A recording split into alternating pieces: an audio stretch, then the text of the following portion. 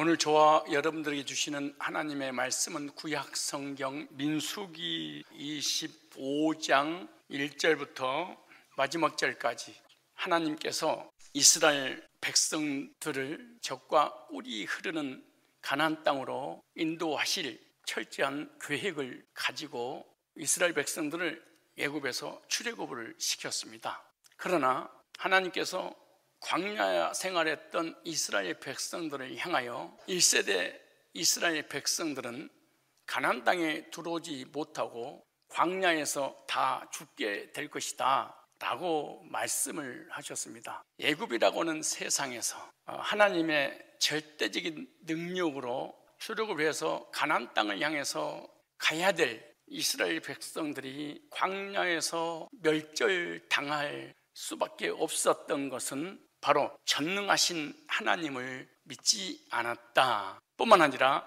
하나님께서 약속의 땅 가나안을 주시겠다고 말씀하셨는데 그 말씀에 불신을 했을 뿐만 아니라 그 약속의 땅 가나안을 악평을 했습니다. 그리고 은혜로 주신 약속의 땅을 자기 힘과 자기 의지와 행위로 들어가려고 할 뿐만 아니라 하나님이 가장 싫어했던 우상 숭배, 거짓 진리를 믿고 피조물을 하나님처럼 섬긴 죄를 졌습니다. 그리고 하나님을 시험했고 의식주 어려움이 올 때마다 하나님과 모세를 원망했고 모세를 돌로 쳐서 죽이려고 하는 이런 악한 죄에 빠졌습니다. 그 결과 하나님의 징계로 가나안 땅에 들어가지 못하고 광야에서 죽을 것이다 라고 예언했고 예언한 대로 광야에서 죽었습니다. 민수기 14장 35절로 37절 말씀 보면 나 여호와가 말하였거니와 모여 나를 거역하는 약한 온 회중에게 내가 단정코 이같이 행하리니 그들이 이 광야에서 소멸되어 거기서 죽으리라. 모세의 보냄을 받고 땅을 탐지하고 돌아와서 그 땅을 악평하여 온 회중으로 모세를 원망케 한 사람 곧 그 땅에 대하여 악평한 자들은 여호와 앞에서 재앙으로 죽었고 하나님을 믿지 않거나 하나님을 의지하지 않거나 하나님을 신뢰하지 않는 사람의 공통점이 있는데 원망불평입니다. 근데 그 원망불평을 할 때 어떤 일이 벌어지냐, 주변 사람들까지 원망불평하도록 영향력을 끼쳐서 하나님과의 관계를 깨트려 버리죠. 이러므로 인해서 광야에서 멸망당했다 이렇게 말합니다.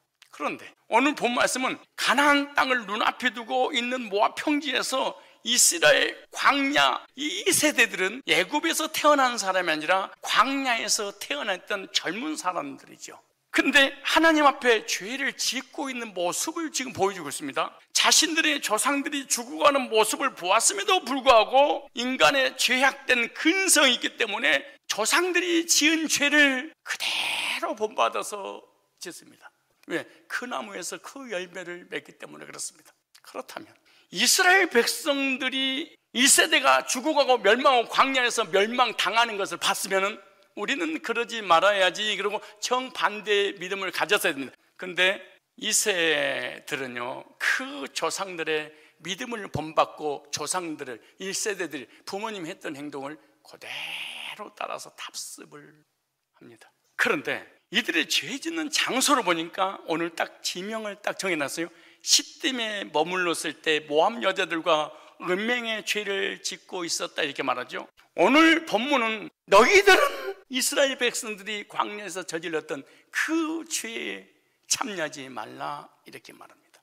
그럼 성경은 왜 이스라엘 백성들이 시딤에 머물러 있을 때 모압 여자들과 음행하기 시작했다고 말씀하고 있을까요? 영적인 의미가 무엇인지 말씀을 통하여 우리가 교훈을 얻어야 됩니다. 오늘 민수기 25장 1절에 이렇게 시작합니다. 이스라엘이 시딤에 머물러 있더니, 무슨 말이에요? 교인들이 시딤이라는 교회에 머물러 있더니 그 백성이 모압 여자들과 음행하기를 시작하니라. 이스라엘 광야 2세대들이 가나안 땅을 목전에 두고 발람의 꼬임에 빠져 모압 여자들과 음행하기 시작하고 있는데, 항상 사탄은 우리에게 접근해서 죄에 빠지고 세상에 빠지고 우상에 빠지고 진리를 버리고 구원받지 못하고 멸망을 당하도록 하는 것이 사단이 하는 일입니다. 오늘 저와 여러분들은 본 말씀을 통하여 어떤 사람을 본받아야 될 것인가 라고 하는 교훈을 얻어야 되는데, 첫째, 시딤의 영적 의미를 먼저 보겠습니다. 이 말은 조각목, 채찍, 재앙이라는 뜻입니다. 이스라엘 백성들이 가나안 땅을 눈앞에 두고 얼마나 기뻤을까요? 얼마나 설렜을까요? 애굽의 10가지 재앙을 퍼부어서 하나님의 능력으로 출애굽을 해서 광야의 고난을 지나 적과 꿀이 흐르는 약속의 땅을 눈앞에 딱 두고 있는 그 장소가 시딤이라는 곳입니다. 애굽의 10가지 재앙으로 초토화시켜서 바로의 저주에서 해방시켜 주신 하나님, 하나님의 기적 같은 능력으로 홍해를 육지처럼 건너가셨던 하나님을, 목이 마르면 반석을 쳐서 물이나 생수를 먹게 하신 하나님을, 배가 고프면 하늘문을 열고 하늘에서 만나를 주셨던 하나님을, 뱀과 정갈이 있었던 그곳을 지키시고 보호하셨던 하나님을, 낮에는 구름기둥으로 밤에는 불기둥으로 하나님의 은혜와 사랑으로 인도하셨던 하나님을 잊어버리고 우리 조상들이 들어가지 못했던 그 가나안 땅, 나는 들어갈 수 있어 은혜를 놔버립니다. 믿음을 놔버립니다. 하나님 언약을 놔버립니다. 이스라엘 백성들을 타락의 길로 빠뜨리기 위해서 여기서 세상에 빠고 거짓 교리에 빠고 여기서 우상 숭배를 하게 됩니다. 시딤이라는 교회에서 하나님을 섬기고 하나님께 경배하고 진리의 복음의 말씀이 선포될 시딤이라는 이 교회에서 예수님의 이름으로 하나님을 빙자하여 율법을 지켜야 구원받고 성화돼야 구원받고 방언해야 성령 세례받고 천국 가봐야 한다고 하고, 이런 율법주의, 행위주의, 신비주의가 합법적으로 시딤이라는 강단에서 메시지를 선포했습니다. 교회 안에서 우상을 숭배하게 만들었습니다. 성경을 가지고 성령을 빙자해서 교회를 완전히 타락시켜버렸습니다. 이 시딤의 장소 의미가요, 성막의 재료가 되는 조각목이라는 뜻입니다. 그런데 이곳에서 우상을 숭배했습니다. 우리는요, 예수 이름으로 교회 열심히 다니면서 세속화를 섬기면서 하나님 섬긴다고 하는 거죠, 사실은. 또한 십자가에서 채찍에 맞으시고 고난당하신 예수 그리스도를 상징하는 장소가 시딤이라는 장소입니다. 이 장소에서 이스라엘 백성들은 음행의 죄를 졌습니다. 그리고 하나님의 진노로 재앙을 받아서 24,000명이 오늘 본문에 죽었습니다. 이 장소에서 하나님이 가장 싫어하시는 우상인 바알부호를 섬기게 됩니다. 이것은 영적으로 예수 그리스도의 이름을 짓밟고 있는 것을 의미하고 있습니다. 민수기 25장 1절에 이렇게 말하죠. 이스라엘이 시딤에 머물렀더니 그 백성이 모압 여자를 음행하기를 시작하니라. 시딤에서, 교회에서 음행을 시작했다, 이 말이 할랄이라는 히브리어 단어입니다. 이 말씀은 더럽히다, 구멍을 내다, 찌르다, 부정하다, 깨트리다, 이런 뜻입니다. 이스라엘 백성들은 모압에서 이방 여자들과 음행하기를 시작했는데 이것은 육체적 음행과 영적 음행의 죄를 동시에 저질렀습니다. 이스라엘 백성들이, 이 세대들이 시딤이라는 장소에서 음행을 시작하므로 앞으로 오실 예수 그리스도의 형상을 더럽히고 부정하게 만들어 주님의 몸에 구멍을 내는 고통을 주고 주님의 마음을 찔러버리는 행동을 했습니다. 이들은 예수 그리스도를 상징하고 있는 시딤이라는 장소에서 하나님이 가장 싫어하시는 우상과의 관계를 맺고 영적인 죄를 저지르고 말았습니다. 이들은 예수 그리스도를 깨닫지 못하고 예수님이 하나님이신지, 예수님이 하나님이신데 사람이 머물고 이 땅에 오신 구세주인지를 모르고 십자가에 못 박아버린 유대인들의 죄를 그대로 짓고 있었습니다. 이스라엘은요, 세상의 여인들과 이방인들이 섬기는 신들을 보고 하나님보다는 우상을 섬기는 쪽으로 마음이 쏠려버렸습니다. 결국 이 죄 때문에 이들은요, 하나님의 질투를 사게 되었고 재앙을 받는 계기가 되었습니다. 이 말씀을 갈라디아서 1장 6절에 이렇게 말합니다. 그리스도의 은혜로 너희를 부르신 이를 이같이 속히 떠나 다른 복음을 따르는 것을 내가 이상히 여기노라. 어떻게 구원받은 하나님 백성이 신사도에 빠집니까?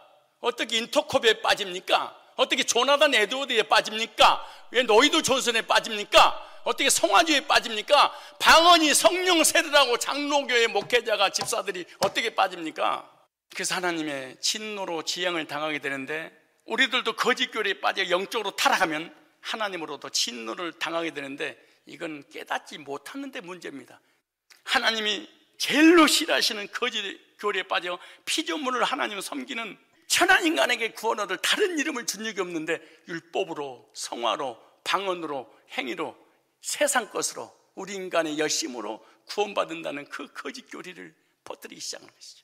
이때 하나님께서는 재앙을 받아 죽을 백성들에게 백성의 수령을 잡아 태양을 향하여 여호와 앞에 목매어 달라 명령합니다. 그러면 진노가 끝날 것이다. 25장 4절에 하나님께서는 모세에게 명령하여 죄를 지은 수령들을 잡아 목을 메어 나무에 달라고 말씀하셨는데, 이렇게 하면 하나님 마음이 풀려서 진노가 사라질 것이다, 이렇게 말씀하셨어요. 왜 하나님은 이스라엘 백성들이 우상 숭배에서 하나님의 진노와 지향이 임하게 되는 그들의 수령을 목매어 매달아 죽게 하라고 하셨을까요? 그 말씀이 신명기 21장 23절에 나옵니다.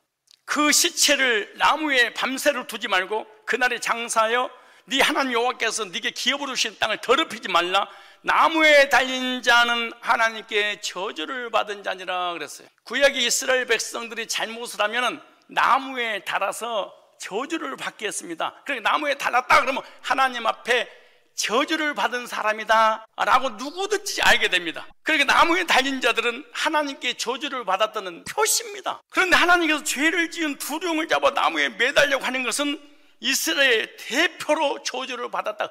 누군가가 대표가 나와서 다른 사람이 지은 그 죄를 대신 벌을 받으면 대신 받은 너 때문에 다른 백성들이 저주를 받지 않을 것이다, 이렇게 말씀하셨어요. 이것은 바로 죄인들을 구원하시기 위해서 인류의 모든 죄를 짊어지시고 모든 백성들과 하나님으로부터 소외당하셔서 온몸이 피투성이가 되고 온몸이 채찍에 갈기가 찢어지신 예수 그리스도를 상징하는 것입니다. 이것은 나의 죄를 위해 십자가에 피 흘려 죽으신 예수님 믿는 자에게 모든 죄가 사라지고 모든 하나님의 진노가 없어지게 되는 것이기 때문에 하나님 반드시 목매어 달라, 이렇게 명령을 내렸습니다. 이게 해결 방안이에요. 죄로 인한 저주와 하나님의 심판을 면하는, 심판을 멈추게 하는 유일한 길이 뭐냐? 목매어 달아라. 갈라디아서 3장 13절에 이 말씀의 예언이 성취가 그대로 되었어요. 그리스도께서 우리를 위하여 저주를 받은 바 되사 율법의 저주에서 우리를 속량하셨으니,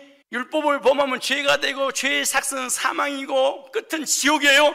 근데 그 율법의 저주에서 우리를 속량하셨으니 기록된 바 나무에 달린 자마다 저주 아래 있는 자, 예수님께서 우리를 대신해서 저주를 받으셨어요. 베드로전서 2장 24절에 보니까 친히 나무에 달려 그 몸으로 우리 죄를 담당하셨으니 이는 우리로 죄에 대하여 죽고 의에 대하여 살게 하심이라. 그가 채찍에 맞으면 너희는 나음을 얻었나니 친히 나무에 달려서 우리가 죄에 대해서 받을 저주를 주님이 대신 받으셨습니다.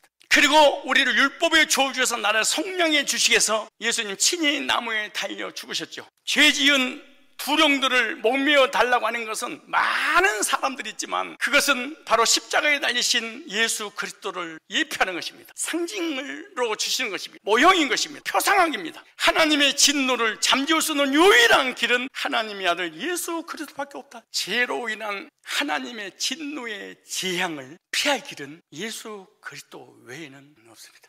그런데 이스라엘 백성들 수백만 명 중에 이 일을 실제로 행동에 옮겼던 한 사람이 있었는데 비느하스라는 사람입니다. 비느하스는 하나님의 진노의 재앙을 잠재우게 하는 1등 공신이었습니다.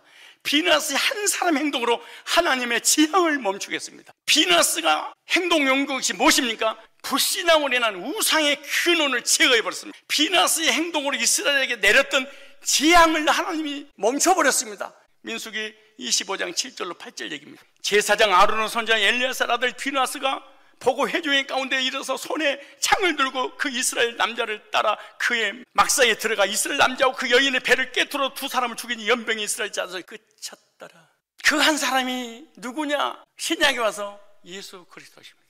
예수 그리스도 한 분 때문에 온 인류의 하나님의 진노의 재앙의 저주의 지옥의 형벌을 멈추게 하신 것입니다. 율법은 절대로 하나님의 진노로 사기하지 멈추지 못합니다.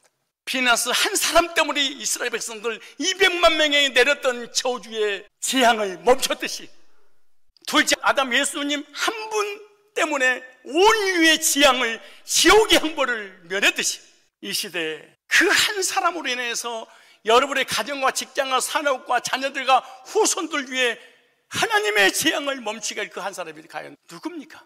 비느하스는 창으로 이스라엘 남자와 모함 여자를 죽여 재앙을 끊었죠. 즉 사탄의 근원지를 심판했습니다. 이와 같이 예수님께서도 입에서 나오는 말씀으로 사탄의 모든 시험을 물리쳤습니다. 예수께서 말씀하실 때 사탄아 물러가라 기록되었을 때 주 너희 하나님께 경배하고 다만 그를 섬기라 하였느니라. 사탄이 예수님을 시험하려고 다가왔을 때 예수님께서 말씀으로 사탄을 물리쳤죠. 비누아스는 창을 가지고 사탄을 물리쳤다면 예수님께서는 입에서 나오는 말씀으로 세상을 창조하고 우주를 창조한 있으라면 있으라 그대로 되어버리는 말씀으로 사탄을 물리쳤습니다. 비누아스의 이름에 나오는 것처럼 예수 그리스도를 예표하고 있는 인물이 바로 비누아스인데요, 비누아스가 이스라엘 대신해서 모든 죄악의 근원을 끊었더니 하나님의 진노가 사라졌습니다.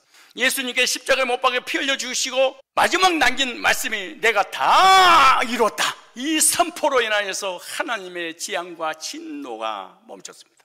주님께서는 비누아스처럼 창을 가지고 모든 진노를 잠재운 것이 아니라 자신이 직접 십자가의 몸으로 보여주셨습니다. 다 이뤘다 하는 순간에 하나님의 진노가 끝났습니다. 그 하나님의 진노를 멈추게 하는 그 예수님 몸을, 그 예수의 피를 우리에게 주셨습니다. 그리고 이 땅에서의 저주와 내세의 지옥이 된 저주를 멈추게 하신 분이 예수님이십니다. 지금도 예수님 믿는 자로 저주가 끝쳐지도록 하나님 역사하시고 영생까지 섬 주시는 것입니다. 우리가 구원받고 천국만 가는 것이 아니라 이 땅에 사는 날 동안에 저주를 멈추게 하신 분이 예수 그리스도입니다. 그 한 사람 오늘 우리에게 묻습니다. 네가 전하는 네 입술과 네가 전하는 지혜로운 말 한마디에 지옥 갈 영원히 천국으로 가고 이 땅에서 저주받을 사람이 저주가 끝나고 축복을 받게 하는 그 한 사람이 네가 되었으면 되지 않겠냐 이렇게 말씀하십니다.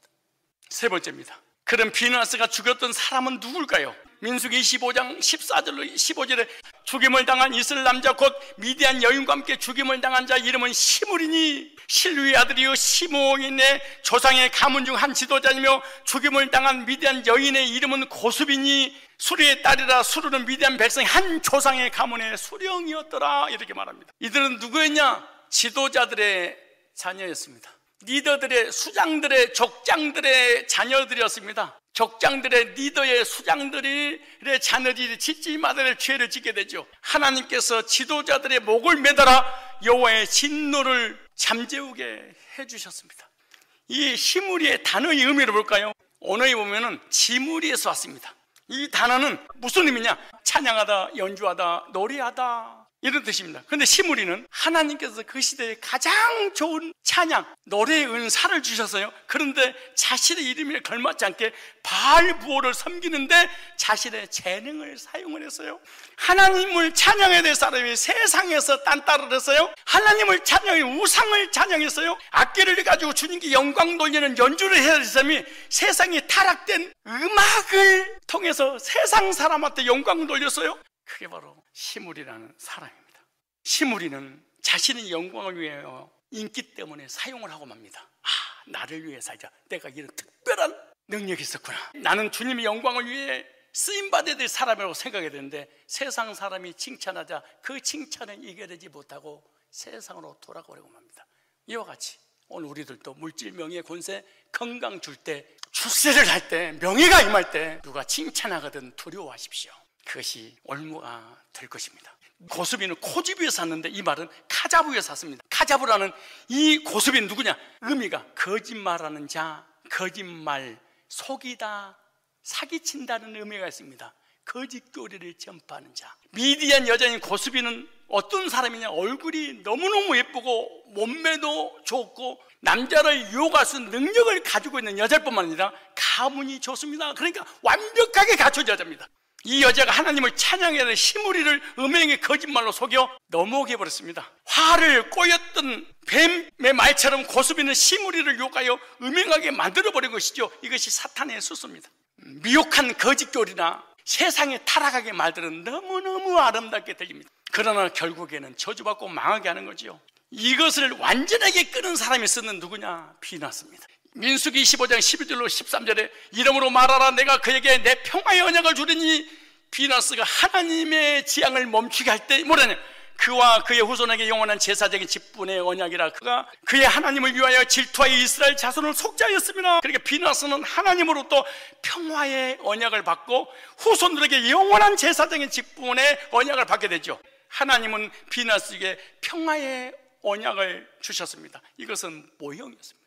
예수님이 이 땅 오시면 하나님과의 온수 관계인 우리들의 죄를 대신하여 화목제물 되어 주심으로 우리에게 평화의 언약을 허락해 주신다는 것을 예표로 보여주고 있는 거죠. 그래서 로마 3장 25절에 화목제물로 세우셨으니는 하나님께서 기대 참으신 중에 전의 진리를 간과하심으로 자기 어르심을 나타내려 하심이라 이렇게 말씀합니다.